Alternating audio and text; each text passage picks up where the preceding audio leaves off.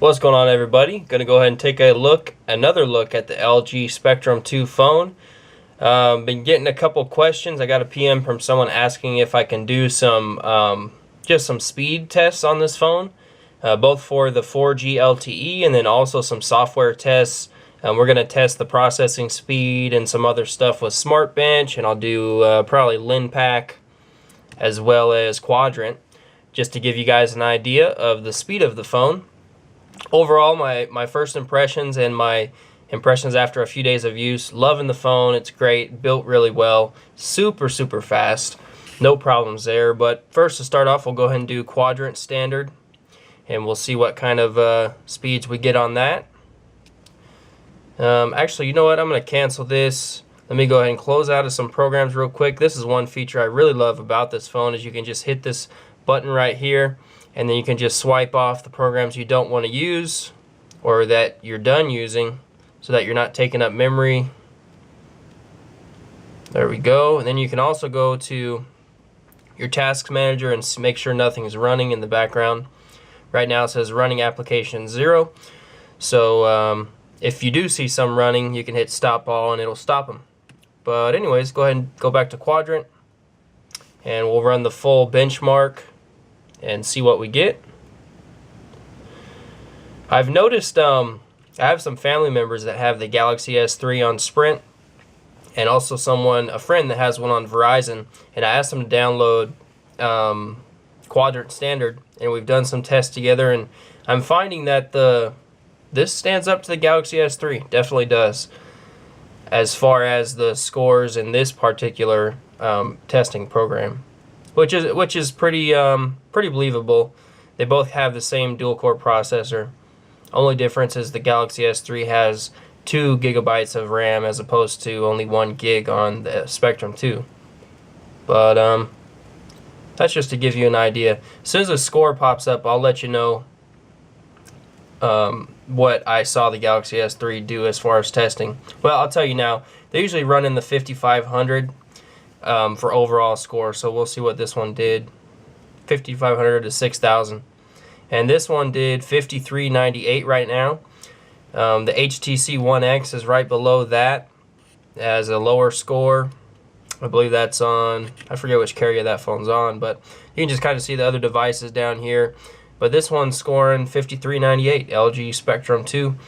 Like I said, when I was running the Galaxy S3s next to it, and unfortunately I don't have one in front of me right now to compare with, but they would usually test between 5500 to 6000. So that kind of gives you an idea. This is a really fast device, really fast. Let's go ahead and try SmartBench. I haven't ran this test on this phone yet. I just downloaded it from the App Store. So let's run it and see what we get. But I've tried a few games on this phone, and it's been just super fast. I've ran what's that one called? I'll show you. You know what? I'll show you the games that I've played after I do these processing tests. But yeah, I've found no problems with the gaming. It's been really fast.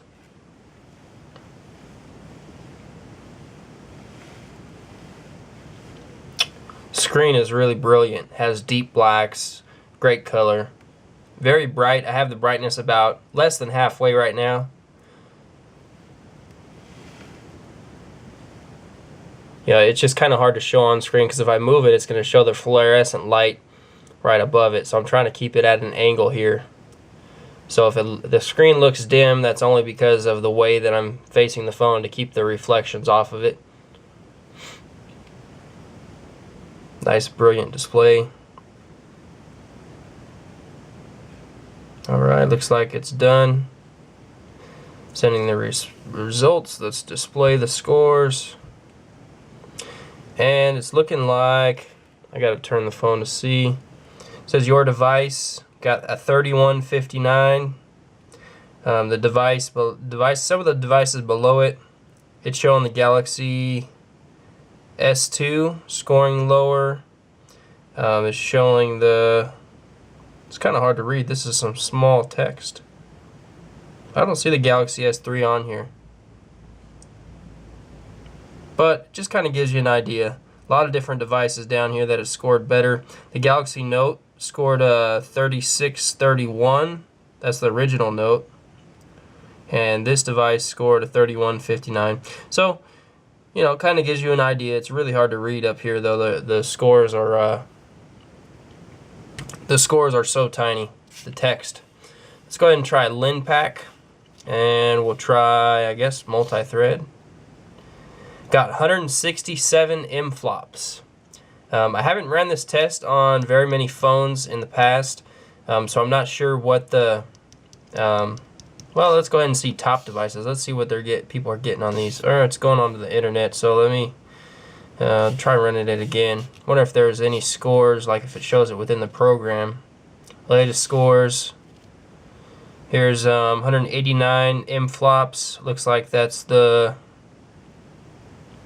1500 megahertz multi-threaded Verizon D2 VZW. Wonder if that's the Droid 2 or something like that. I'm not really sure. But it says D2 VZW. There's a few different ones. Not sure which phone that is, but it kind of gives you an idea of what the different phones scored. Try running single thread, 86 M-flops. So multi-thread, I guess, would use both processors, 131 M-flops. Run it again, 134 M-flops. So that kind of gives you an idea of the speed of the phone. Really, really fast. Haven't had any issues with speed. I mean, this thing's just lightning fast. Go ahead and I'll run Temple Run for you. I'll show you how that game runs. Runs really fast. Nice little fun game if you never played it. But let me put the phone like this so it might be able to see it better. The sound on this phone is really good also. It doesn't have deep bass or anything like that, but the sound is pretty good. No. Go ahead and play. But real fast, no hesitation. You can kind of hear the sound. Funny sound effects on this game. Works great. With past phones that I had, the HTC Evo 3D, I did find that it would stall on this game, or it would not necessarily stall, but it would hesitate, you know, periodically. Haven't found that at all with this phone.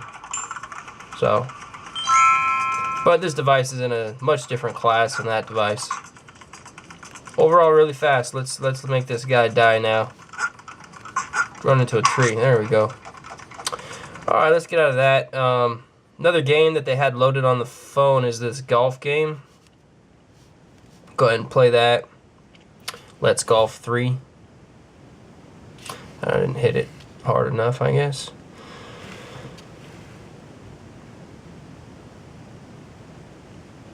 It's loading up. Probably should turn it like this.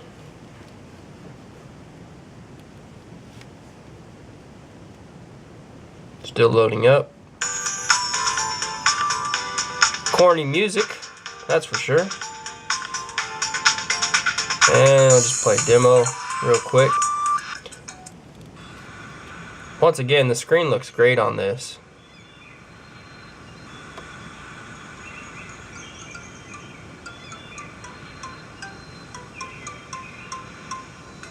Kind of see the motion on there.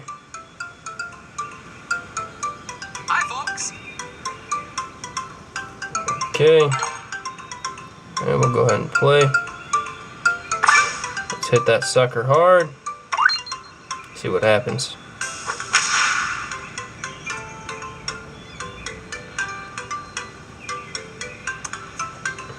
But anyways, yeah, it seems to play pretty good. If it hesitates at all on the game, that could be because maybe I left some programs open.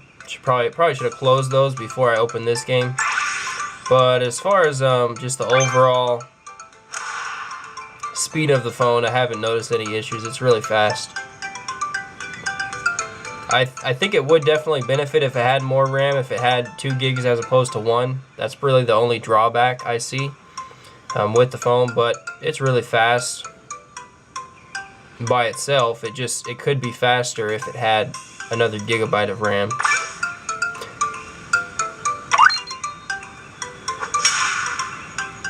But it's definitely a good device, and it's also affordable. It's cheaper than the Galaxy S3 for sure, so at least on Verizon. So I'm gonna get out of this, and you know, really I just was gonna do a speed test. Oh, you know what? Someone wanted me to do a down and upstream test because I do have 4G in my area.